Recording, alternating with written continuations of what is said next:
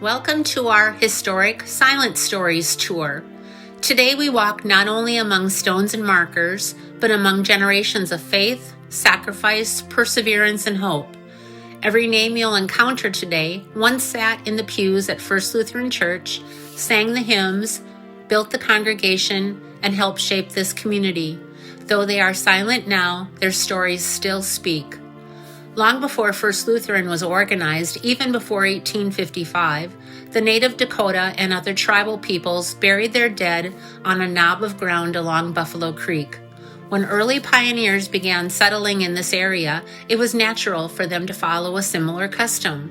That small rise of land would later become known as Mount Auburn Cemetery, linking the resting places of native peoples and settlers in this shared landscape. In the unfolding story of First Evangelical Lutheran Church's 150-year history, care for a burial place received early attention. The second property purchased by the congregation after its formal organization in 1880 was a parcel containing 27 burial lots.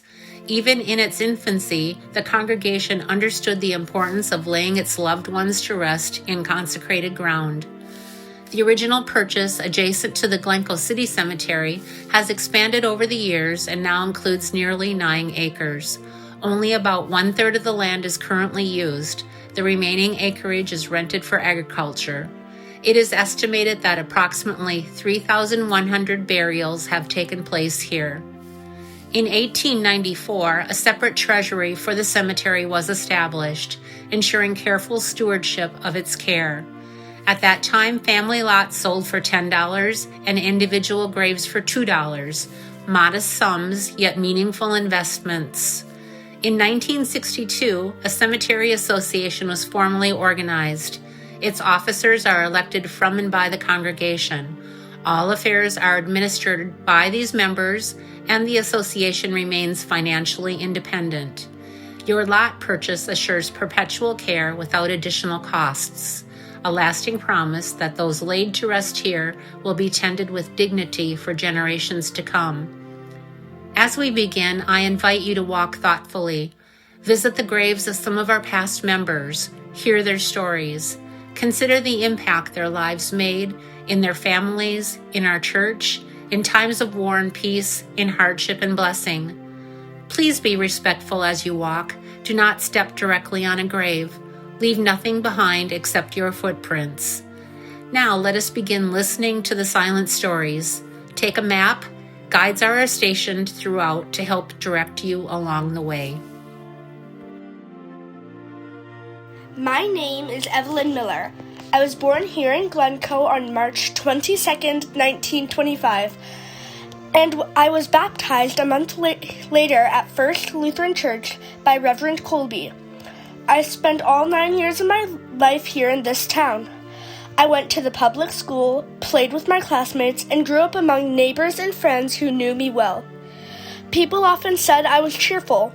Even though I was sick for much of my life, I tried to keep smiling. I lived with diabetes for many years.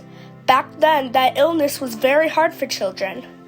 Doctors and families did all that they could, but treatment was difficult. Medicines and supplies were not always easy to get, and every day required careful attention.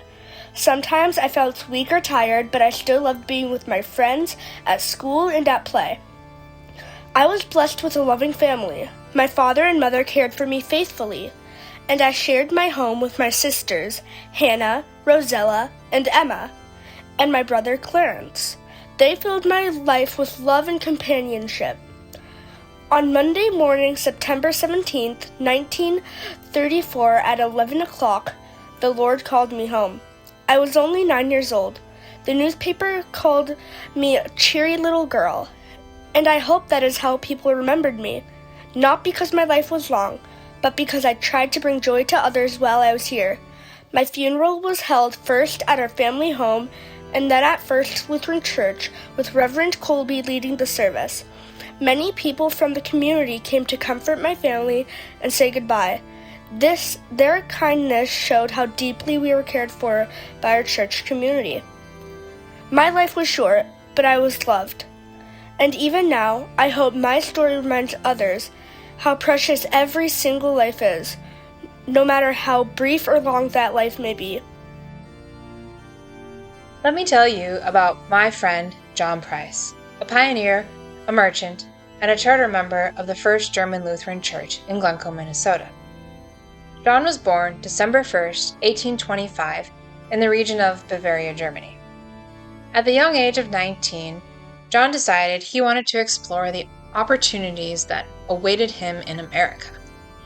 He set sail and landed in New York on October 8th, 1845. He had $3 in his pocket, he was all alone, and he didn't know a word of English. He soon hired himself out to a farmer in the New York City area and earned $4 a month. He did this for about a year before adventure once again called his name, and he headed south to Georgia. He stayed in Georgia for about 2 years before the heat and humidity finally got to him, and he set his sights on the wilds of Ohio.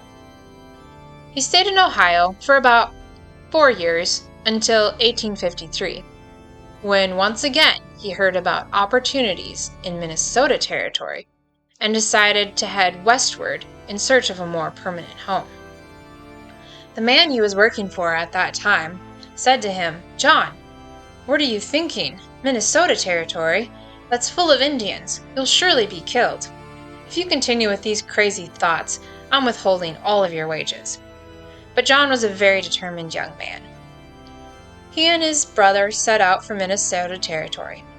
They found a nice piece of land amongst the trees of the big woods in what we now know as Carver County, Minnesota. They built a log cabin and started clearing trees so that they could begin farming. Clearing trees before the use of chainsaws, and with only your brother to help, took quite a bit of time and effort. And those boys needed to make money. So they decided to plant potatoes amongst the scattered trees on their land. They ended up harvesting over 1,000 bushels, worth $1 per bushel at that time. They also had a fairly decent corn crop, in spite of all the trees. Winter saw no rest for the weary. After purchasing a yoke of oxen and crafting a rough sled, they cut 40 cords of rock maple wood and hauled it to Carver, selling it for $1.25 per cord. Now they were making money. The following spring, John thought to himself, "I have land, I have money, I need a wife." So John returned to Cincinnati, Ohio, and married Miss Elizabeth Schobert. He brought his young bride back to Minnesota, along with the first chairs seen in Carver County, so the story goes. His wife was said to have been the first white woman to settle within the limits of Carver County. John and Elizabeth set about making a life for themselves, farming the land. They did this for about 7 years, until John decided he had enough of trees and wanted to find a piece of land that had more open space. He sold his farm and purchased a nice half section of land on the outskirts of the village of Glencoe in McLeod County. Here, he and Elizabeth once again set about farming the land. Another 7 years went by, and John decided, farming's getting to be a lot of work, and I'm getting older. I think I need to find something else to do. But how can I make money? Business. John sold his farm, moved his family into the village of Glencoe, and erected a nice frame building just north of the railroad tracks. Here he opened Preiss' General Store. He ran this general store until April of 1888, when he sold it to his son Lawrence. Prior to his retirement, John was one of the charter members of the First German Lutheran Church in Glencoe, or as we now know, First Evangelical Lutheran Church. This church was organized in 1876 and met in the home of the local blacksmith, William Beneke. They soon outgrew this space, however, and so John offered the use of a hall above his shop as a place to worship. They held services in his hall until the year 1880, when they were officially established as a church and able to build their own building. John died March 16, 1898, at the age of 72. The perseverance and faith and entrepreneurial spirit that he exhibited throughout his life left a lasting impact not only on the town of Glencoe, but on the congregation of First Evangelical Lutheran Church as well.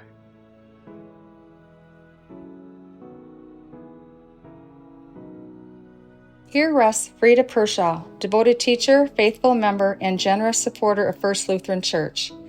She was born on June 4, 1907 in Glencoe to Friedrich and Ameda Perschau. Baptized as a baby at First Lutheran Church by Reverend Kolbe, she was later confirmed by him in 1920. Her early years were shaped by rural school, Glencoe Public School, and 1 year of teacher's training, laying the foundation for a lifelong vocation in education. Frieda taught for a time in Minnesota before moving to Sultan, Washington, where she spent 25 years educating students. In total, she dedicated 38 years to teaching, earning the admiration and affection of generations of pupils. Her service extended beyond the classroom. At First Lutheran Church, she was active in the Missionary Society, taught Sunday school, and served as a special needs teacher. She also participated in numerous teacher organizations and college societies, reflecting her deep commitment to both faith and education. After retiring, Frieda returned to Glencoe and lived in town until 1989, when she moved to the long-term care unit at Glencoe Regional Health Services. She passed away there on November 29, 2000. Funeral services were held at First Lutheran Church with Reverend Vance Becker officiating. Frieda's generosity continued beyond her lifetime. She established a trust managed by Security Bank, which awards annual scholarships on the basis of financial need to First Lutheran School students attending Mayer Lutheran High School. Any remaining funds support students attending First Lutheran School itself. Her foresight and care for students continue to inspire and encourage the congregation. Her life was a testament to faith, education, and quiet, enduring generosity. Hello, my name is Dale Beneke, and I'm the great-great-grandson of Henry Frederick Beneke Jr., who rests here. Henry Beneke Jr., or better known as H.F. Beneke, was a pioneer, a farmer, a respected community leader, a family man, and a founding member of the German Lutheran Church 150 years ago. H.F. Beneke's story began nearly 180 years ago and halfway across the world. He was born in 1847 in Hanover, Germany, to Henry F. and Elizabeth Beneke.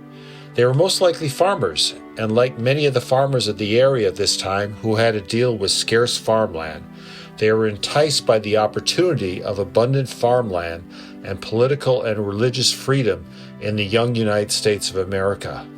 Therefore, in 1857, the Beneke family packed up their belongings and immigrated to America, enduring a 31-day voyage across the frigid Atlantic Ocean. Following in the footsteps of other German immigrants, they traveled across the country, where they eventually settled in Washington Lake Township in Sibley County, near the present-day city of Green Isle. But young H.F., just 11 years old at the time, didn't join them on the final leg of their journey to their new home. He stayed in Illinois, helping his father secure oxen and cattle for their new homestead. After about a year in Illinois, he joined a wagon train of German immigrants headed to the American frontier. He walked nearly the entire distance from Chicago to here, about 450 miles, which is pretty amazing. I just hope he had a good pair of shoes. Soon after reuniting with his family, he helped his father transform the prairie land into a farm that would provide for the family. He spent his youth learning the many aspects and skills needed to be a farmer of the mid-1800s. He also continued his education and professing his Christian faith. In fact, he was part of the first confirmation class at Emmanuel Lutheran Church in Hamburg. Not much more is known about HF for the next 10-15 years. One could surmise he continued working hard because in 1873 he purchased 160 acres of wild land just north of Glencoe. This site is currently at the intersection of Hennepin Avenue and 120th Street. There were no buildings, so with his own hands he erected a sturdy log cabin and log barn. Beginning with a horse team and 3 cows, he steadily improved his property and eventually expanded his farm to 260 acres over the years. 1873 was also important because he married Gertrude Schmidt, another German immigrant, and they had 6 children. Sadly, though, she passed away in 1884. In 1885, H.F. married Juliane Ludnow, who passed away in 1896.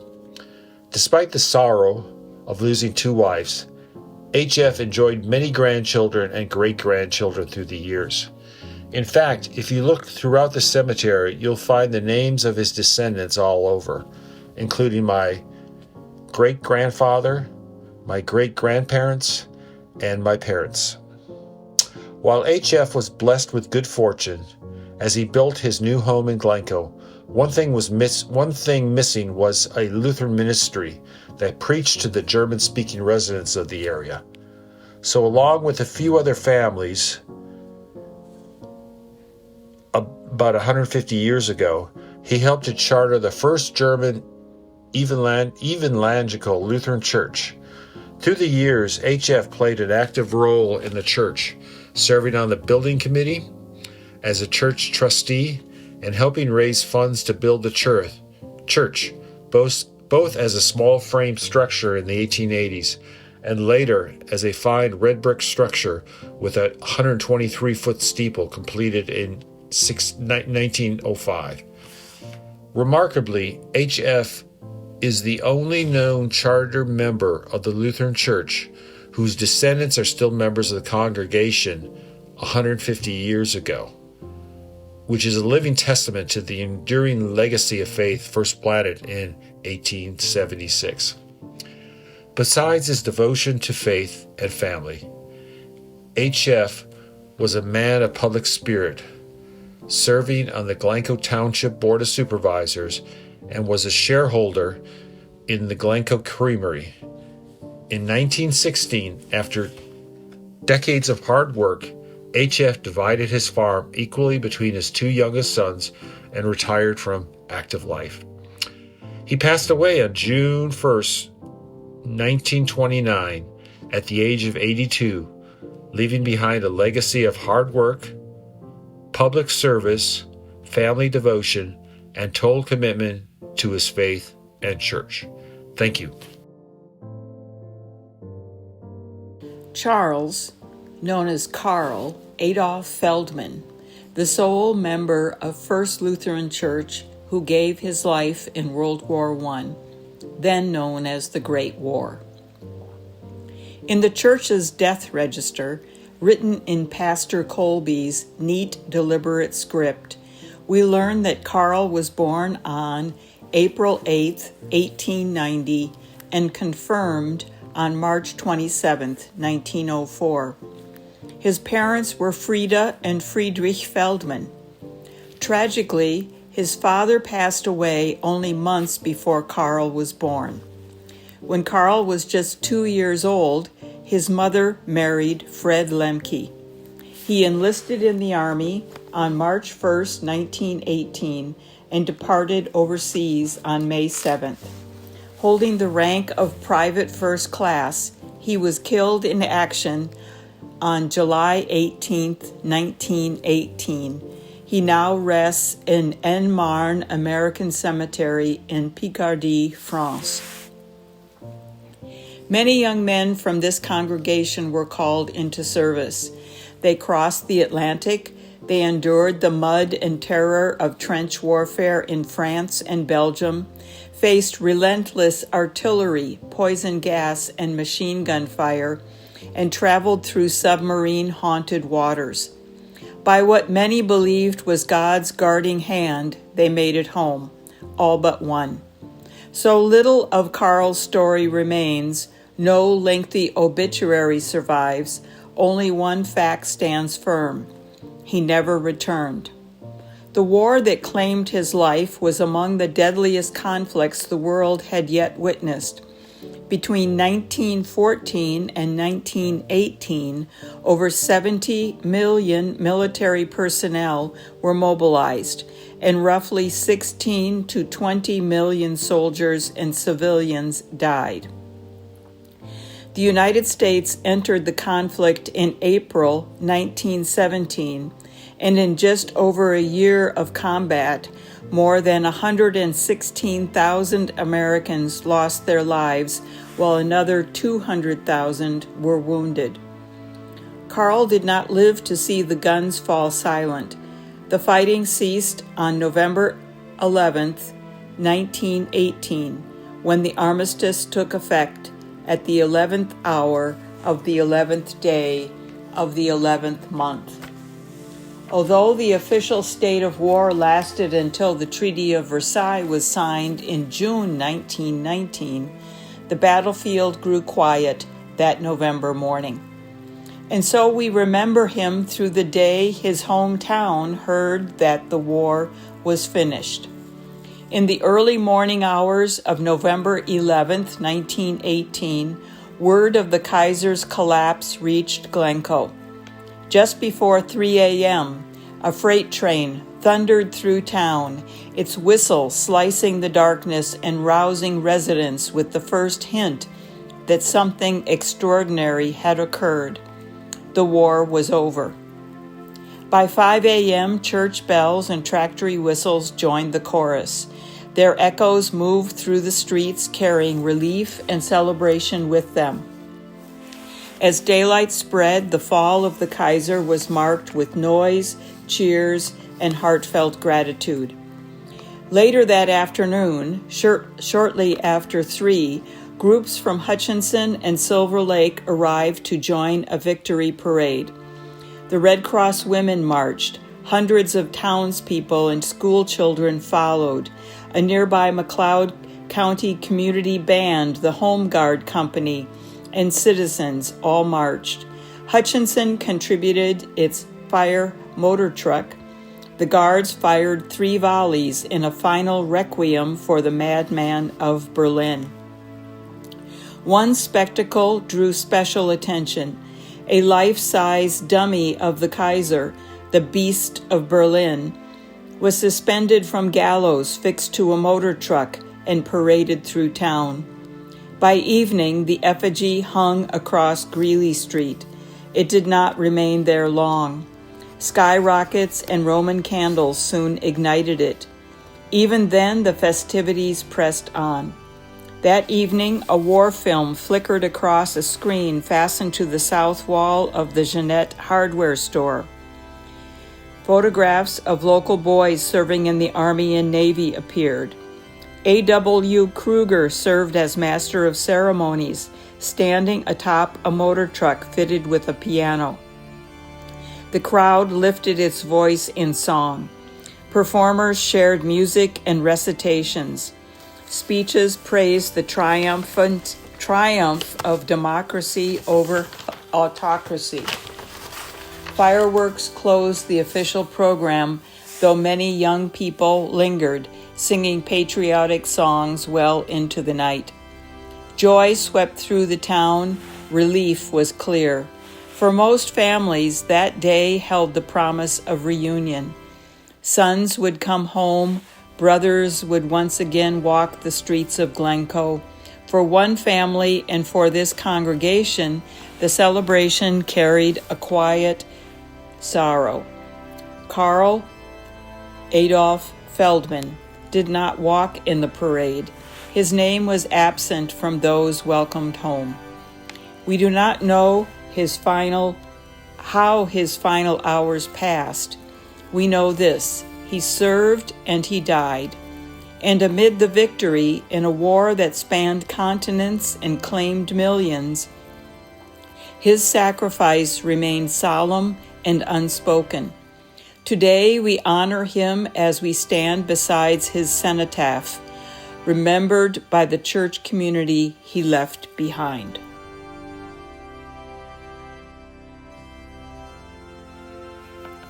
Here we remember Maurice Lee Winter, the young son of Christine and Fred Winter, who lived south of Glencoe.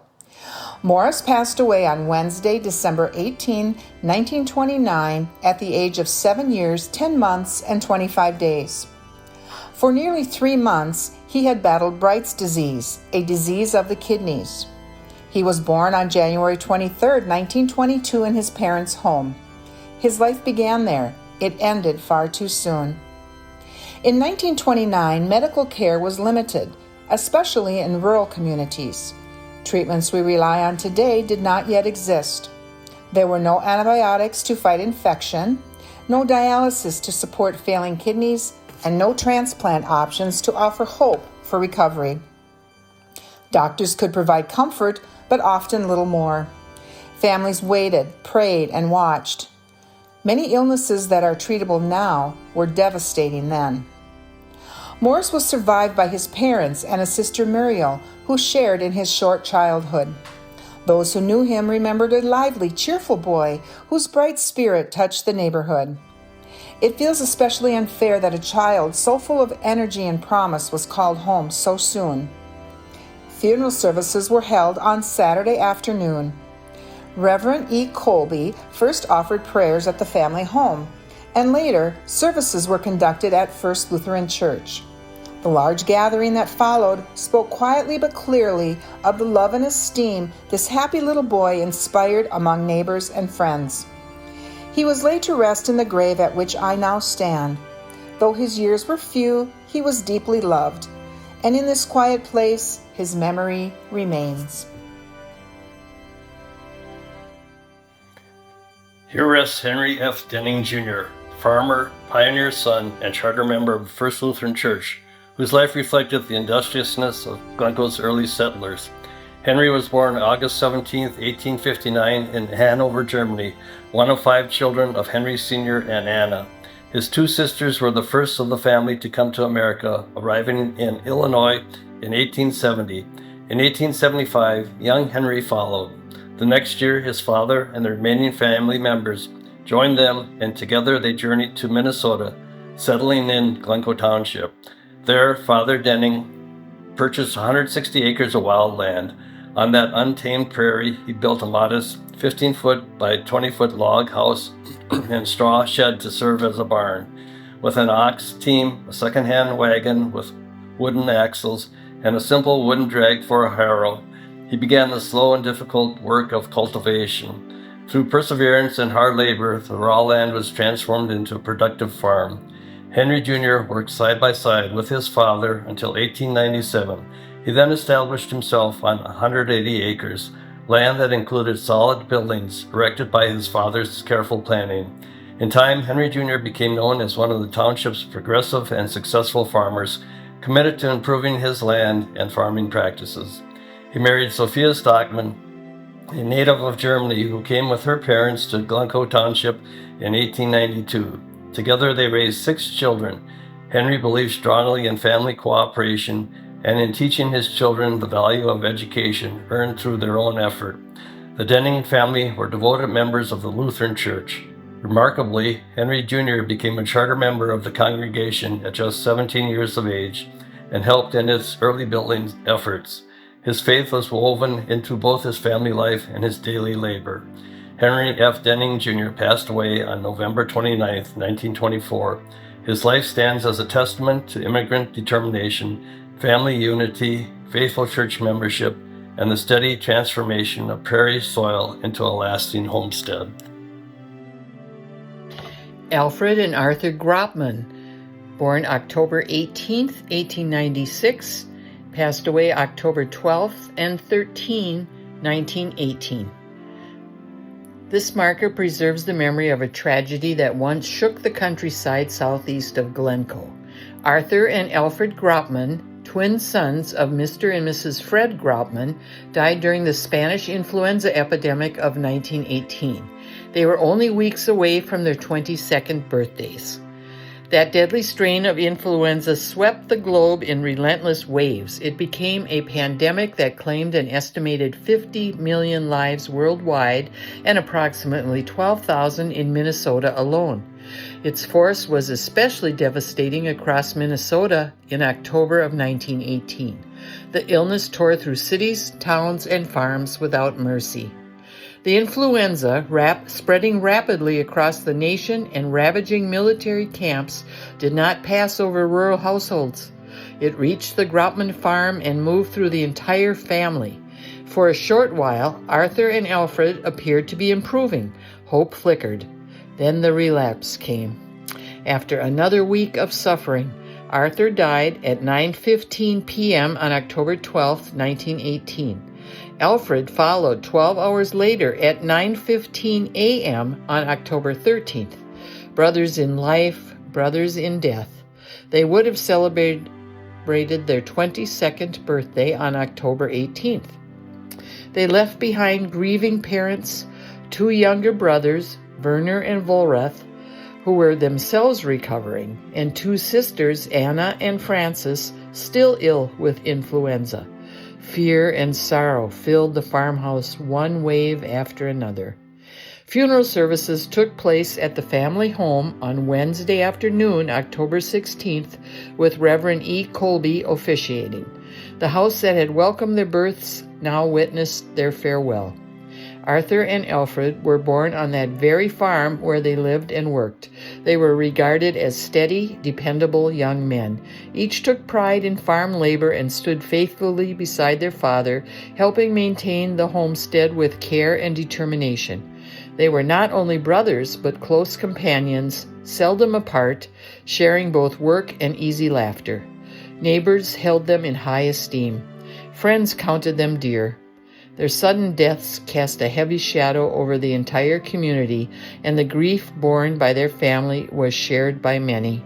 Even now, their story reminds us how swiftly life could be taken during that influenza pandemic, and how strong the ties of family and community remain in the face of unimaginable loss.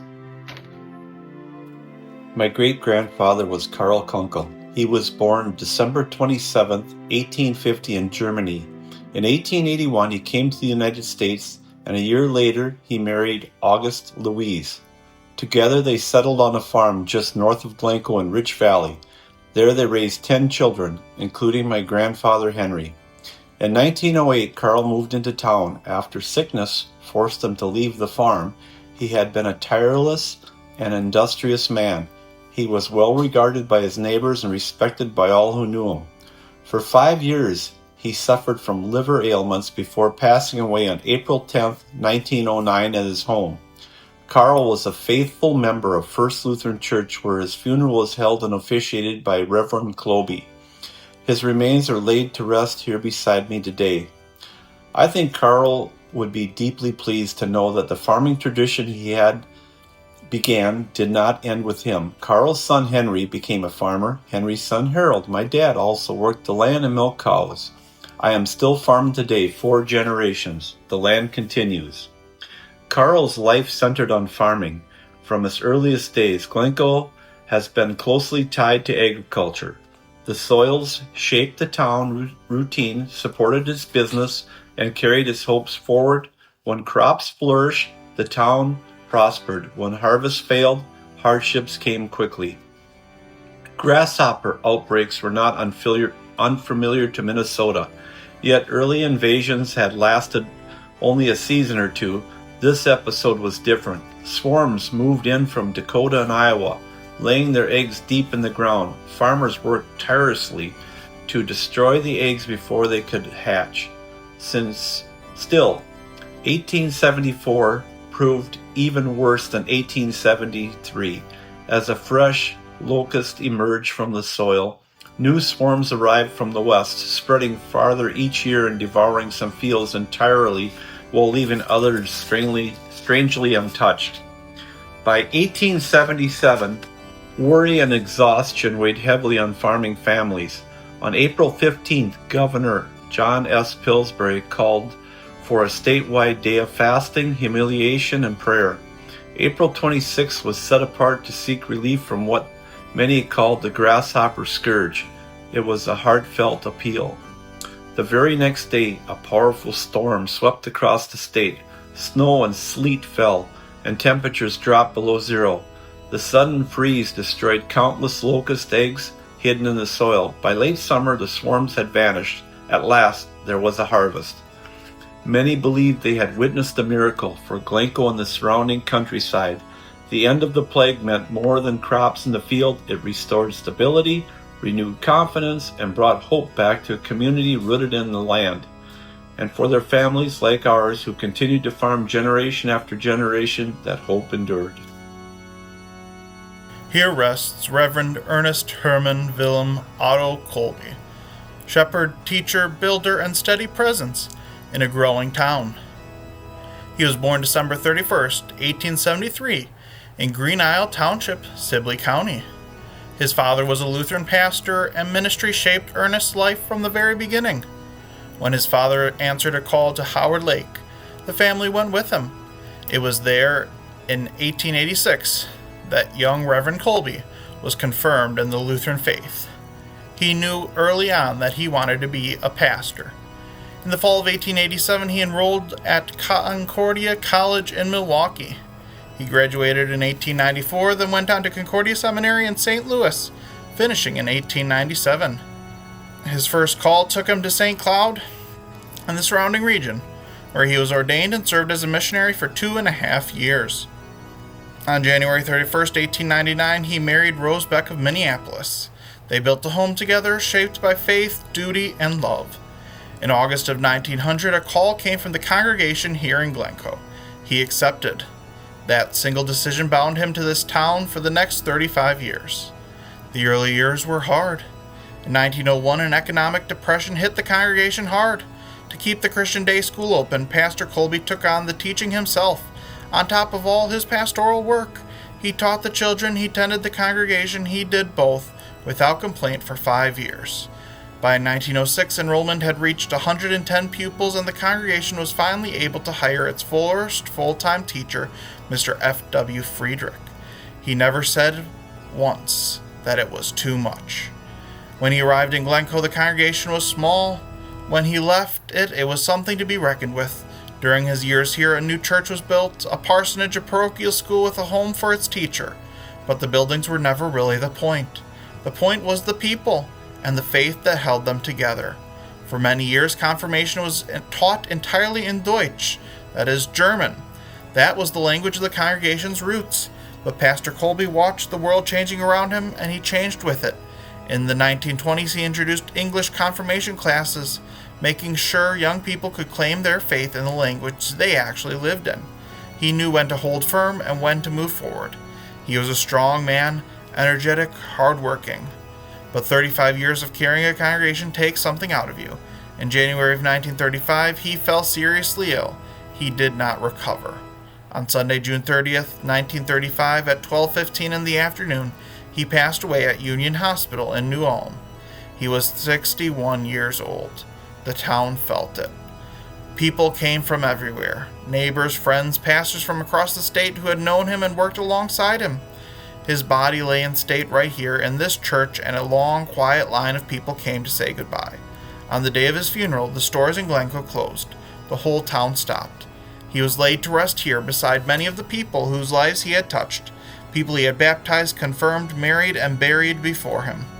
He is survived by his wife, Rose, 3 children, and 4 grandchildren. To his family, he was a loving father. To his congregation, a faithful shepherd. To this town, a devoted and respected citizen. He gave his strength to this place. He gave his mind. He gave his heart. The seeds he planted in faith and education in the life of this community are still growing. The church stands. The work continues. The memory remains. May his soul rest in peace.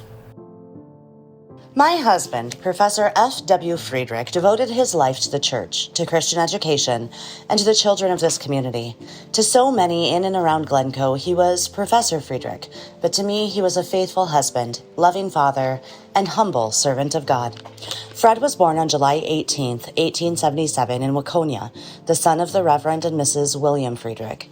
His father baptized him as an infant and later confirmed him on Palm Sunday in 1893. From an early age, his path seemed clear. That same year, he entered the very first class of Concordia College in St. Paul. Later, he continued his studies at the Lutheran Teachers' Normal School in Addison, Illinois, graduating with honors in 1898. His first call was to Emmanuel Lutheran School in Gaylord, where he worked tirelessly to build a strong Christian day school. Then, in 1906, the Lord led him to Glencoe and to First Lutheran School. What was meant to be a call became a lifetime of service. For 36 years, he taught the children here, shaping not only their minds, but also their faith. When he first arrived, the school had grown so large that the congregation called him as its first full-time teacher. For many years, he taught alone, often with more than 100 pupils crowded into a single classroom. It demanded patience, discipline, and endless energy. Older students helped teach the younger ones, and somehow Fred kept order while making certain the children learned both their lessons and their catechism. In 1918, the congregation called another teacher to help shoulder the growing workload. I watched him pour himself into the school year after year. He rejoiced as the congregation grew and as new generations of children passed through his classroom. In 1934, when the new brick school building was completed, he saw it as a blessing from God and a sign of hope for the future of Christian education in Glencoe. Even now, that building stands as a reminder of those years of faithful labor. Beyond the classroom, others looked to him for guidance too. The Minnesota district entrusted him with many responsibilities, and the community respected his wisdom and integrity. Yet despite all the honors he received, he remained a modest man who simply wanted to serve faithfully where God had placed him. We were married in 1900, and together we were blessed with 6 children. One of our little daughters was called to heaven as an infant, a sorrow we carried with us all our lives. But God also granted us the great joy of seeing 4 of our sons enter the pastoral ministry in the Lutheran Church Missouri Synod, following the example of their father's devotion to Christ and his church. On October 25th, 1941, our lives changed suddenly. While hunting pheasants west of Glencoe, Fred suffered a fatal heart attack. The shock of losing him spread quickly through the town. For 36 years, he had taught, worshipped, and lived among the people of Glencoe, and they mourned him as family. At his funeral, nearly 1,500 people came to honor him: pastors, teachers, former students, neighbors, and friends. They gathered to remember not only a teacher, but a man who had quietly and faithfully dedicated his entire life to others. He was laid to rest here beside Pastor Kolbe, his partner in ministry and labor for more than 3 decades. His voice is silent now, but the work God faithfully sustained during Fred's life lives on, in the faith of the children he taught, in the pastors he helped inspire, and in the enduring witness of the school he loved so dearly. Thanks be to God for such a faithful servant. Here rest Reverend Harold A. Bode and Bernice Bode, a devoted pastor and his faithful wife, whose lives were intertwined in faith, family, and service to the church. Harold was born on March 13, 1911, in Echo, Minnesota, to August and Emma Bode. Baptized and confirmed, he grew up grounded in the Lutheran faith.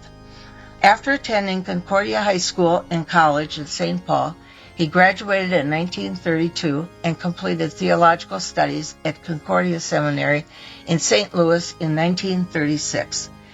His vicarage in Wood Lake prepared him for a life of ministry, and despite a challenging job market, he served in Connecticut before receiving his first call to Zion Lutheran Church in Emblem, Wyoming, where he was ordained in July 1937.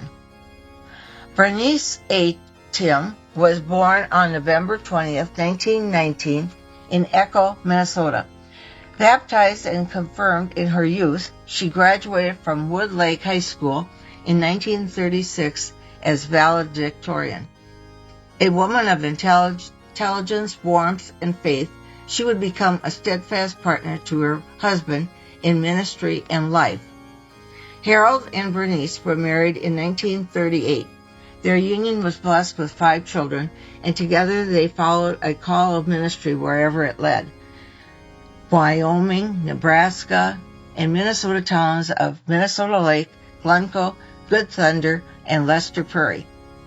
Throughout their years together, Bernice joyfully supported Harold's work, serving as a loving homemaker and mother, while also volunteering extensively in church and community. Harold, in turn, guided congregations with steady leadership, serving as circuit counselor, youth counselor, and mentor to countless pastors and parishioners. Together, they exemplified devotion, faith, and quiet strength. After retirement in 1984, they returned to Glencoe, where Harold joined First Lutheran Church as a member until his death on March 12, 1988, following declining health. His funeral at First Lutheran featured Reverend Harvey Kath officiating, with Reverend Vance Becker as liturgist, and readings by Reverend Leighton Lumpke and others. Bernice continued to serve, love, and nurture her family and community for more than 2 decades after Harold's passing. She delighted in reading, gardening, writing letters, and spending time with family and friends. At the time of her death in July 15, 2011, her funeral, officiated by Reverend Ronald Matheson, and she was preceded in death by her husband and 4 children. Together, Harold and Bernice Bode devoted their lives to faith, family, and service. Their legacy endures in the congregations they nurtured, the children they raised, and the countless lives touched by their unwavering love and ministry. Here rests Reverend Alvin Fellwock, a pastor whose final days came with startling suddenness, leaving both congregation and community in stunned silence. Alvin Fellwock was born on August 27, 1906, in Missouri to Frank and Anna Fellwock. Baptized as an infant and confirmed in his youth, he was raised firmly in the Lutheran faith that would shape his life's direction. His path toward ministry led him to seminary in St. Louis, from which he graduated in 1930. That same year, he married Julia Dehning of Sedalia, Missouri. Together, they stepped into a life defined by service and steady movement from place to place. His early ministry took him north.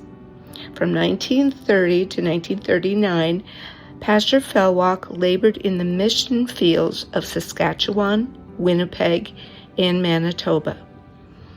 It was frontier work, demanding and often isolated. Later, he served in congregations in rural Minnesota. In 1949, he accepted a call to Chicago. 2 years later, in 1951, he was called to serve at First Lutheran Church in Glencoe. For 12 years, until November of 1963, Pastor Fellwock faithfully ministered here. During this time in Glencoe, he served as a senior pastor alongside assistant pastors Reverend Schmidt, Reverend Bode, and Reverend Meissner.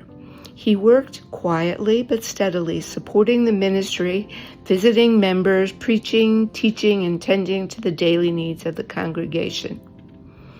In late 1963, he accepted a call in Minneapolis. On December 1st, 1963, he was installed as pastor, in Minneapolis, stepping into a new chapter. But sadly, 3 days later, he was gone. On December 4th, 1965, though he had been ill in recent weeks, he seemed to be improving. While driving to a medical appointment just a few blocks from his home near Minnehaha Parkway in Minneapolis, he was suddenly stricken. Sensing something was wrong, he tried to guide his car safely to the curb. Instead, the vehicle struck another automobile and continued down an embankment into a ravine. There, the driver of the other car found him. He had died of a fatal heart attack at the age of 57 years, 3 months, and 7 days.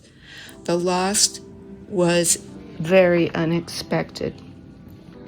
The abruptness of his passing magnified the sorrow. A man who had devoted his life to guiding others through uncertainty met his own final hours without warning. Yet his years were full of sermons, sermons preached, children baptized, couples married, and families comforted in their grief. His ministry stretched from rural Canada to small-town Minnesota, from Chicago to Glencoe, and finally to Minneapolis. Wherever he went, he carried the same calling. So here lies a servant of the church, a husband, a father, a shepherd, taken too soon. Though his final journey ended in a ravine along a city roadway, the greater journey of his life was marked by faithfulness and steady devotion. Here lies my father, a devoted servant, Orville Wolter. Orville entered the world on June 24th, 1918, in Bergen Township, born to J. Peter and Margarita Engelman Wolter. He was baptized at home and later confirmed at St. John's in Plato. From 1942 to 1945, Orville served his country during World War II. On June 6, 1948, he married my mother, Bernice Dreyer, at First Lutheran, with Reverend Edgar Streifert officiating. They made their home in rural Glencoe, where they farmed and milked cows. Because they rented each farm, they were often forced to move after getting settled. This happened 4 times between 1948 and 1960. Through those years, they raised 5 children. In 1960, First Lutheran Church and School was looking for a custodian. My dad applied and was hired, a role that soon involved not just him, but my mom and all of us kids. Once the position was secured, they prepared for an auction, bought a house, and moved into town. At that time, the church was also expanding its main sanctuary. His duties included caring for both the church and school, maintaining the grounds, and clearing snow.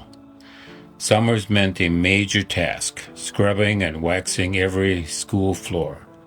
All of us children had responsibilities at First Lutheran during those years. In 1962, our family welcomed one more son. Then, in 1971, at age 53, he chose to begin a new chapter and went to work at Glencoe Manufacturing, where he stayed until 1984. After retiring, he worked part-time at Hans in Winthrop. Dad was a soft-spoken, kind-hearted man.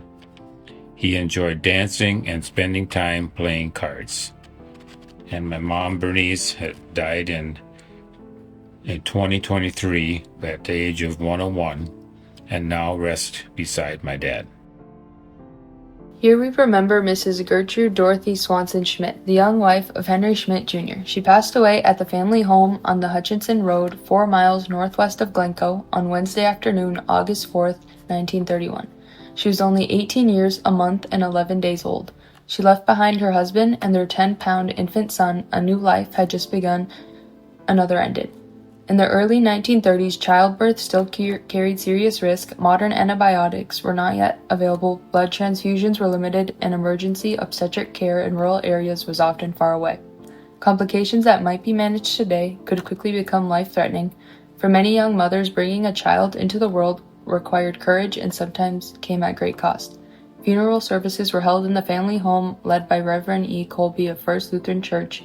Within those familiar walls, loved ones gathered in grief and prayer. She was just beginning her life as a wife and mother. Though her time was brief, her memory lives on in the child she bore and in the family who mourned her passing. Henry F. Eggersgluess was born on January 1st, 1874 in Helen Township, McLeod County. Frieda Eggersgluess was born on November 9th, 1876, also in Helen Township. On March 16th, 1899, Frieda and Henry were married at St. John's Lutheran Church in Helen Township. They were blessed with 3 sons, Herbert, Arthur, and Otto. Otto was my grandpa. Henry and Frieda farmed west of Plato until they moved to Glencoe in 1947. Frieda passed away in 1952, and Henry followed 2 years later. Their funerals were held at First Lutheran, and today we are at their graves. During their lifetimes, the world around them changed in ways few could have imagined. When they married in 1899, the county had just emerged from the Spanish-American War. In 1901, the Glencoe area felt the strain of the economic panic of 1901. Rural free mail delivery reached Glencoe in 1902. By about 1908, the town's first automobile appeared, without doors, a roof, or even a windshield. Farm life in those early years was demanding and hands-on. Most farms kept cows, horses, chickens, and pigs. Windmills pumped water from the ground. Cows were milked by hand. Manure was hauled out with pitchforks.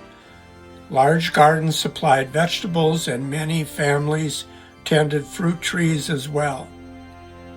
The stock market crash of October 1929 ushers in a deep depression. Wheat that sold for $1.09 a bushel in 1927 dropped to 38 cents by July 1932. Corn fell to 38 cents a bushel, oats to 33 cents, and eggs brought only 14 cents a dozen. Land values tumbled from 125 acres in 1929 to $60 an acre in 1911. From 1934 to 1937, the Dust Bowl sent clouds of prairie soil across the region. Dust darkened the skies over Glencoe and drifted into tall piles along fences. Lakes and streams shrank to low levels or dried up entirely. Swan and Silver Lakes were left dry. Prohibition spanned the years 1920 to 1933. Electricity reached rural Glencoe in the early 1930s, and around that time, radios began to enter farm homes, bringing news and music into kitchens and parlors. There were also more wars, World War I and World War II. During World War II, ration books limited purchases of sugar, shoes, certain processed foods, and gasoline. To conserve fuel, the speed limit was set at 35 miles per hour. By the 1940s, farming itself was changing as tractors and modern equipment gradually replaced draft horses and older methods. Through hardship and change, Frieda and Henry carried on. They worked the land, they raised their family, and they remained steadfast in their faith. Hi, this is Marilyn Hunke, and I'm going to tell you the story of Dr. Della Wolf. She rests in peace here at Glencoe at the cemetery. She was a devoted teacher, a tireless servant, and a beloved member of the community. Della was born on August 27, 1904, in Arlington, Minnesota, to William and Emily Wolf. She was baptized as a baby in Arlington and confirmed in Madison, Minnesota. She grew up as the eldest of a family of 9 children. She was called home to help her family after her father's passing, soon after their move to Glencoe. The family endured the loss of all of their possessions during the Depression of 1932, yet Della's spirit remained steadfast and generous. She received her early education in public elementary and high schools in Minnesota and South Dakota, graduating with honors. In 1924, she graduated with honors from Winona State University. During her studies, she worked at the Madison Public Library, conducting story hours for children, and continued her education in courses of both education and business. For 42 years, Della served as a day school teacher at First Lutheran School in Glencoe. On October 13, 1957, a service of thanksgiving was held in her honor, celebrating her many years of dedication. Her students, colleagues, and community members recognized her tireless energy and devotion. Beyond teaching, she served 50 years as a Sunday school and Saturday Bible school teacher. She was a youth counselor for 44 years and held numerous leadership roles in the LWML. She also organized a Braille class for transcribing materials for the blind and contributing to many civic organizations. She even earned the title of Glencoe Woman of the Year in 1959. Della's devotion extended beyond work. She loved reading, knitting, gardening, and visiting the sick and the needy. She treasured good books and music and often said, "I love people." Besides her own dear family and all the hundreds of children in the various agencies that God has given me to love in the past years, I have supported a child in a foreign land. When she retired from active service in 1969, she did not slow down. She volunteered at the nursing home, organized a study club, and shared her world travels with the community. Without a car, she walked to all of her duties, undaunted by harsh winter weather here in Minnesota, always bringing cheer and energy wherever she went. Dr. Della Wolf passed away on December 29, 1992. Funeral services were held here at First Lutheran with Reverend Vance Becker officiating. William Niebuhr served as organist. She was laid to rest here, leaving a legacy of devotion, faith, and boundless generosity that continues to inspire the community she so loved. And as the last point to mention, we were told that Della's penmanship was striking, large, flowing script that you rarely see anymore, and at times not easily to decipher. For several years, she served as secretary of the Altar Guild, back when meeting minutes were written out by hand. Where someone else might fill a single page with notes, Della would stretch the same content across 4. This is the story of John Grimm, born May 1st, 1847, passed away June 25th, 1908, at the age of 61 years old. Here rests John Grimm, farmer, charter member, and longtime resident of this community. John was born on May 1st, 1847, in Marion, Ohio. In 1872, he came west to McLeod County in Minnesota, seeking opportunity on the frontier. 4 years later, in 1876, he was united in marriage. Of their 10 children, only 4 survived him. A reminder of both the joys and sorrows common to families of that era. From the time of his arrival in Minnesota, John farmed land about 4.5 miles south of Glencoe.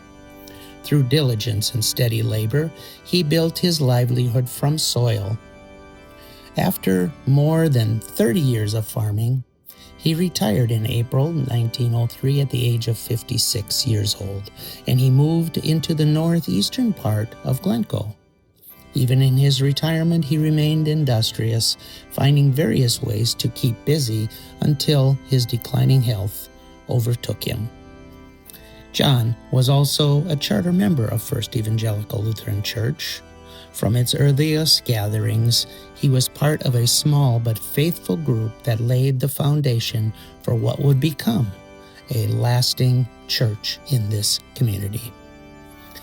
In the early morning of June 25th, 1908, after a period of failing health that is believed to have weighed heavily upon him, John's life came to a tragic end. He committed suicide by hanging himself in his home's attic. His sudden passing deeply shocked the community, where he had long been regarded as an honorable and hard-working man. Today, as we pause at his resting place, we remember not only the sorrow of his final days, but also the decades of faithful labor, family devotion, and steadfast participation in the life of this congregation. May his memory remind us of the quiet burdens many carry and the importance of compassion within a close-knit community. You remember Alfred Vollmer, the young son of Mr. and Mrs. Peter Vollmer. He passed away at the hospital after having surgery for a ruptured appendix. He was 8 years, 9 months, and 11 days old. Oliver was born in Glencoe on October 1st, 1921. His life rooted here from the start. He is survived by his parents, 2 brothers, and 4 sisters, who are shared in his childhood and now carry the weight of his sudden loss. In 1930, appendicitis was a frightening diagnosis. Although surgery was possible, it was still risky, especially for children. Antibiotics were not yet available to control infection, and when the appendix ruptured, the spread of infection inside the body often proved overwhelming. What is now commonly treated could at that time turn tragic with little warning. Funeral services were held at First Lutheran Church with Rev. Kolbe officiating. A large gathering of friends and neighbors filled the church, a quiet testimony to the affection held for his bright and energetic boy whose life ended far too soon. He was laid to rest in the grave where we now stand by days for a few, his memories cherished. Here rests Vernon Wilhelm Johann Schultz, faithful son of Glencoe, a dedicated servant of his country, and a beloved member of First Evangelical Lutheran Church. Vernon was born on December 2, 1918, to William and Martha Doe Schultz in Glencoe. He was the oldest of 10 children, and his siblings were Marvin, who died in infancy, Dolores, Ruth, Carolyn, Joyce, Willard, Donald, Marcine, and Harley. Vernon was baptized as an infant and later confirmed by E. Kolbe at First Evangelical Lutheran Church. His early life was marked by faith and community. Vernon graduated from Glencoe High School in May of 1936 and worked as a clerk at the Red and White grocery store, serving the community faithfully for 6 years until called to military service. Vernon was inducted to the U.S. Army on May 9, 1942, and trained at Fort Knox, Camp Campbell, Fort Meade, Miami Beach, Fort Logan, and Camp Cook. On September 27, 1944, Vernon departed from New York, arriving in England on October 9th. By December 19th, Vernon had crossed the English Channel into France and was assigned to the 3rd U.S. Army. Initially serving in the infantry, he later transferred to the Air Corps before returning again to the infantry. On January 8, 1945, Vernon was promoted from sergeant to staff sergeant in recognition of his leadership and courage. Just days later, his parents received a telegram stating he was missing in action. A second telegram soon followed with heartbreaking news. Vernon had been wounded in the Battle of the Bulge near Ouffelise, Belgium, and had died of his wounds on January 17, 1945. The Battle of the Bulge, fought in December 16, 1944 to January 25, 1945, was the largest and bloodiest battle fought by the United States in World War II. It was Germany's last major offensive on the Western Front, launched through the dense Ardennes forest in Belgium and Luxembourg. Bitter winter weather, knee-deep snow, fierce fighting, surprise attacks made it a brutal campaign. More than 19,000 American soldiers were killed, and total American casualties, including wounded and missing, exceeded 80,000. German losses were even greater. When Vernon fell on January 17, 1945, the war in Europe was nearing its final months. Just over 3 months later, on May 8, 1945, victory in Europe, VE Day, Germany officially surrendered, bringing the war in Europe to an end. Vernon gave his life in the European theater of operations during one of the war's most decisive and devastating battles.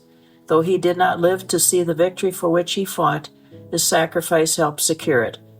Vernon's body remained in an American military cemetery in eastern France for several years. but in 1949, his remains were returned home. Memorial services and burial were held at First Lutheran Cemetery in Glencoe on December 18, 1949. That was 4 years and 11 months after he died. Vernon was survived by his parents, 5 sisters, and 3 brothers. In honor of his sacrifice, his parents received the Purple Heart awarded to those wounded or killed in service to their country. Of the 167 boys that went to World War II from First Lutheran, only 4 did not return. Vernon's story is one of faith, duty, and ultimate sacrifice. His life, though cut short just months before the war's end, remains a solemn reminder of the cost of freedom and the courage to those who answered their nation's call. I'm sorry I never got to meet my Uncle Vernon. I know my cousins and I would have benefited knowing Vernon and witnessing his faith, his love of family, his leadership, and his courage. Reverend Harvey Kath, June 2nd, 1938 to October 30th, 2018, 80 years old. Here rests Harvey Gerald Kath, devoted pastor, loving husband, world traveler, and tireless servant of the church. Harvey was born on June 2nd, 1938, in Pequot Lakes, Minnesota, to Gerald and Erna Kath. Baptized in his hometown and confirmed in Villard, Minnesota, he grew up grounded in faith.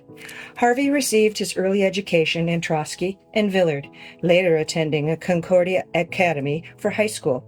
He continued his studies at Concordia Senior College, graduating in 1960, and earned a Master of Sacred Theology degree from Concordia Seminary in St. Louis in 1964.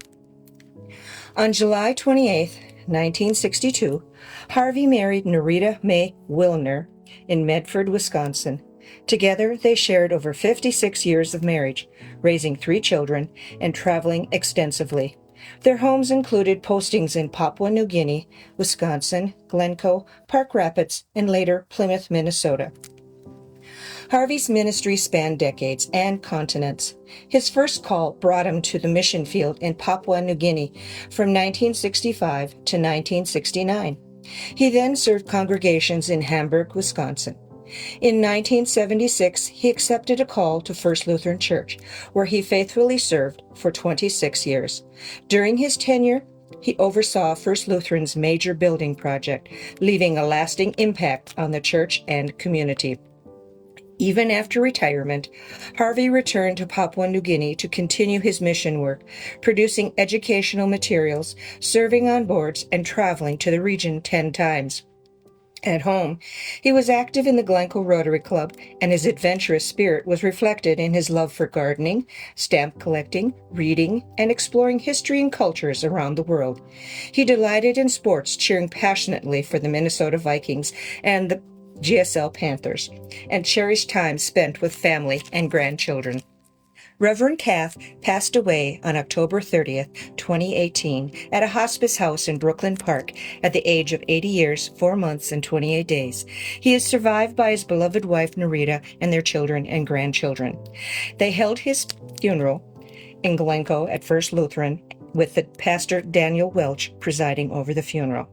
Pastor Kath's life was one of faith, service, adventure, and laughter, a legacy of ministry, love, and joy that touched the hearts of all who knew him.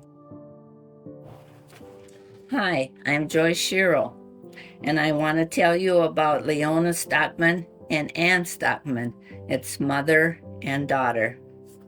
As we pause here, we remember 2 women whose lives were closely woven together in both family and faith.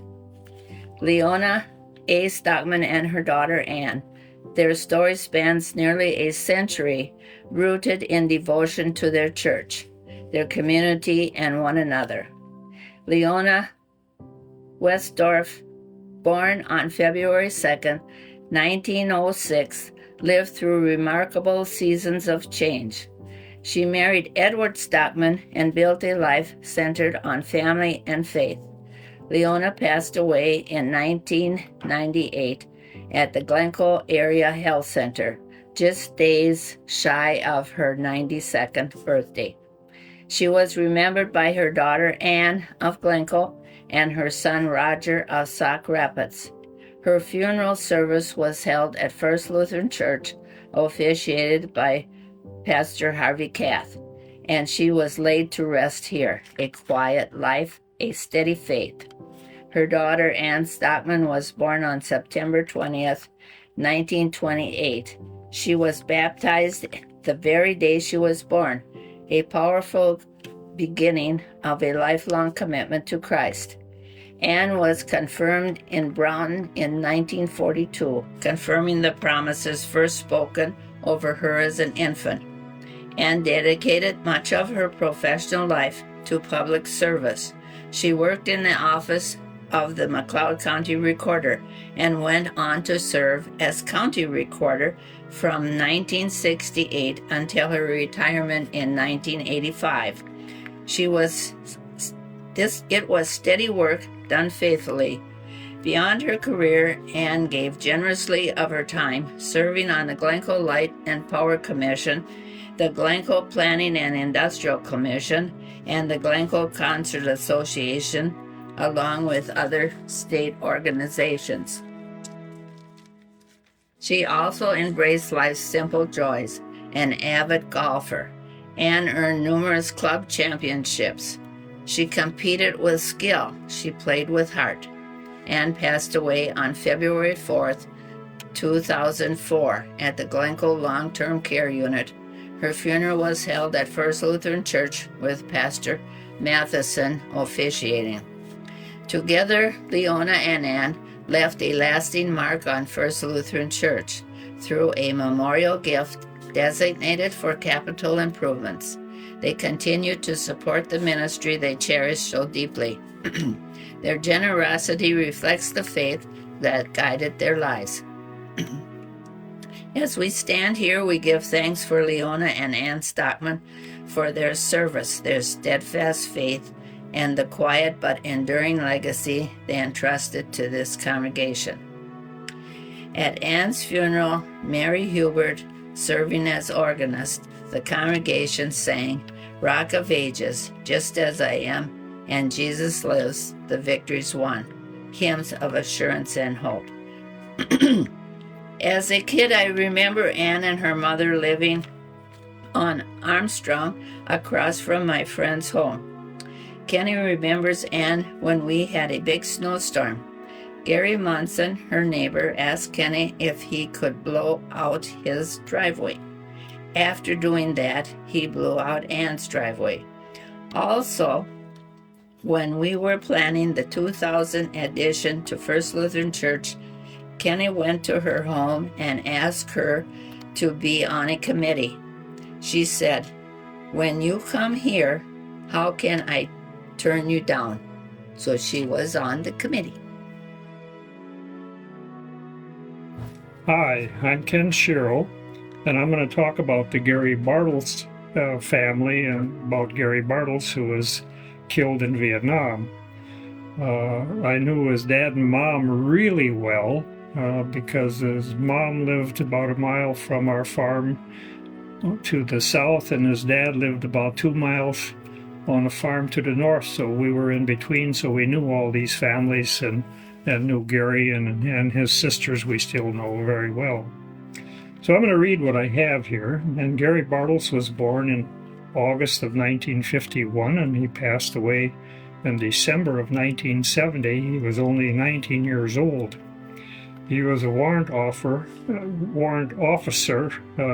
Gary Bartles, devoted son, faithful parishioner, and courageous soldier whose life was cut tragically short.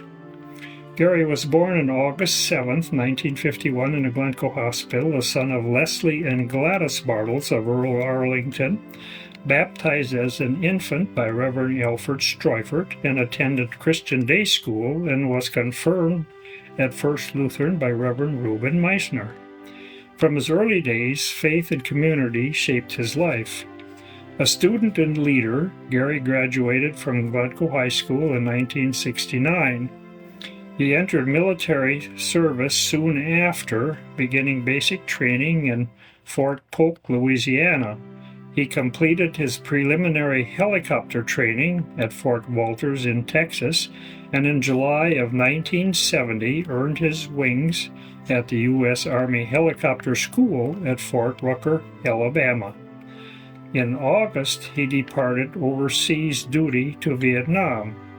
Tragically, just 4 months later, on Friday, December 18, 1970, at just 19 years of age, Gary was killed in Vietnam while departing on a mission. The helicopter that he piloted collided with another helicopter during takeoff. Both aircraft crashed and burned, and all aboard were lost. His parents received notification of his death Sunday evening from the War Department, and followed by written confirmation delivered by the Arlington Police Department. I sure wouldn't like to have been the Arlington Police Department to make that message, but anyway, so it goes. Gary died during one of the most intense periods of the Vietnam War. By the end of 1970, American involvement had already spanned more than a decade, with U.S. troop levels having peaked out at over 540,000 in 1969. Although the gradual withdrawal of U.S. forces had begun, the conflict would continue for more than 2 more years after Gary's death. The Paris Peace Accord was signed in 1973, leading to withdrawal of U.S. troops. The war itself did not fully end until April 30th of 1975, when Saigon fell. In total, more than 58,000 Americans had lost their lives in the Vietnam War, with hundreds of thousands more wounded. Gary was among the more than 6,000 Americans who died in 1970 alone. He was one of 4 boys lost at First Lutheran.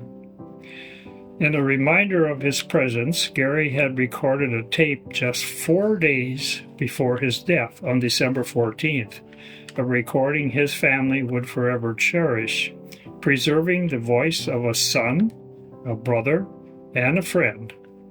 In this tape, he even had an attaboy for his cherished dog, Ratty, a tender glimpse of the farm boy still present within the uninformed pilot. Gary was more than a soldier. He was an active member of First Lutheran Church, serving as an usher, an acolyte, and member of the Walther League. In high school, he distinguished himself as band, choir, and track. He held offices at FFA and the Weeping Willows 4-H Club. He raised hogs at home and even purchased an exclusive breeding boar, taking pride in the responsibilities of farm life. And I can remember his dad telling me about it. He was not real excited for the price that he paid for that exclusive boar, but his dad didn't say anything to him. In 1968, he was named the most outstanding youth and was awarded a trip to Chicago. Right now, it doesn't seem like a trip to Chicago would be real exciting with the things that go on there. With the exception of about a year in St. Paul, Gary lived on the family farm south of Glencoe. He left behind his parents, 2 sisters, 2 grandmothers, extended family, and a wide circle of friends who mourned the life of a promise ended far too soon. Gary Bartle still stands as a solemn reminder of the cost of war. A large metal disc depicting a dove hangs above the baptismal font at First Lutheran, given in Gary's memory by his parents, a symbol of peace in a place where he first received the waters of baptism. Though his years were few, his faith, his dedication, and courage endured in the memory of his church, his community, and his nation. As we remember these deceased members of First Evangelical Lutheran Church, we do not grieve as those without hope. Christ, who rose from the dead, has promised life to all the faithful departed, And it is that promise St. Paul describes in his first letter to the Corinthians, the 15th chapter, as a mystery, and its final word as victory. We hear from St. Paul. Behold, I tell you a mystery. We shall not all sleep, but we shall all be changed. In a moment, in the twinkling of an eye, at the last trumpet. For the trumpet will sound, and the dead will be raised, imperishable, and we shall be changed. For this perishable body must put on the imperishable, and this mortal body must put on immortality. When the perishable puts on the imperishable, and the mortal puts on immortality, then shall come to pass the saying that is written, Death is swallowed up in victory. O death, where is your victory? O death, where is your sting? The sting of death is sin, and the power of sin is the law. But thanks be to God, who gives us the victory through our Lord Jesus Christ. Therefore, my beloved brothers, be steadfast, immovable, always abounding in the work of the Lord, knowing that in the Lord your labor is not in vain.